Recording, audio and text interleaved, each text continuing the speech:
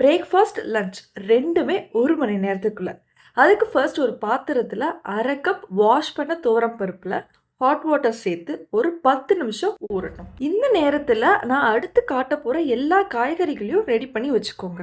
அடுத்து இந்த ஊறின பருப்புல 2 டீஸ்பூன் சீரகம், 4 பல்லு பூண்டு, ஒரு பச்சை மிளகா, பெருங்காயம் மஞ்சத்தூள் சேர்த்து மிக்ஸ் பண்ணிட்டு உப்பும் எண்ணெயும் சேர்த்தா பேஸ் லேயர் ரெடி.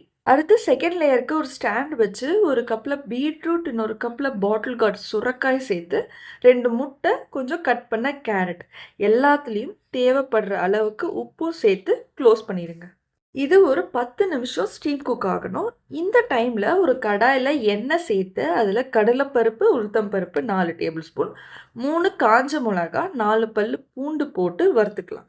இதோட வெங்காயம் 1, தக்காளி 1 சேர்த்து மிக்ஸ் பண்ணி கொஞ்சம் புளி சேர்த்து க்ளோஸ் பண்ணிக்கோங்க. இப்போ ஸ்டீமரை ஓப்பன் பண்ணால் பாட்டில் கார்டும் கேரட்டும் வெந்திருக்கும்.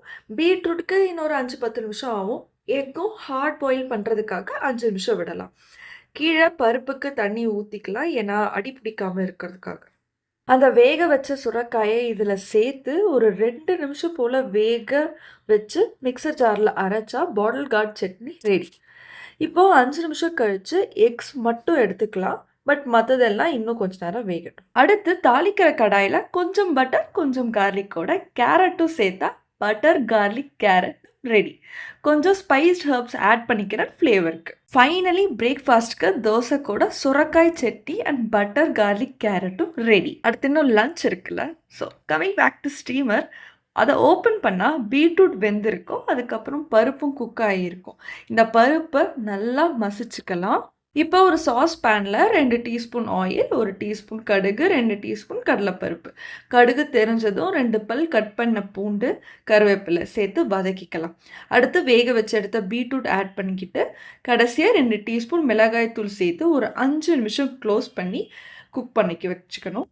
ஏன்னா சில்லி பவுடரோட ரா ஸ்மெல் போகணும். இந்த ரா ஸ்மெல் போயிட்டு நல்லா பைண்ட் ஆனதும் இப்போ இது ஒரு கப்பில் ட்ரான்ஸ்ஃபர் பண்ணிவிட்டு இதே பேன்லேயே 1 டீஸ்பூன் நெய், அதோட கடுகு, சீரகம், காஞ்ச மிளகாய் சேர்த்து ரோஸ்ட் பண்ணிக்கிறேன். அதுக்கப்புறம் கருவேப்பிலை போட்டு வதக்கிக்கலாம். அதோட கட் பண்ணி வச்ச தக்காளியும் சேர்த்து வதக்கிக்கலாம். அடுத்து க்ளீன் பண்ணி வாஷ் பண்ண முருங்கைக்கீரை சேர்த்து இது நல்லா சுருண்டு வந்ததும் சாம்பார் பொடி ஒரு 2 டேபிள் ஸ்பூன் சேர்த்து மூடி வச்சு நல்லா குக் பண்ணிக்கிட்டதுக்கப்புறம் இதை நம்ம மசிச்சு வச்சுருக்கிற பருப்பில் சேர்த்துக்கோங்க.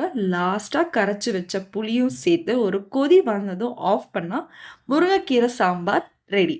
ஃபைனலி லஞ்சுக்கு ரைஸ் கூட முருங்கைக்கீரை சாம்பார், பீட்ரூட் அண்ட் முட்டை. இதே மாதிரி ஃப்யூச்சரில் நிறைய ரெசிபி சிம்பிளாகவும் சீக்கிரமாகவும் பண்ணுறது பார்க்கணும் அப்படின்னா சப்ஸ்கிரைப் பண்ணிக்கோங்க.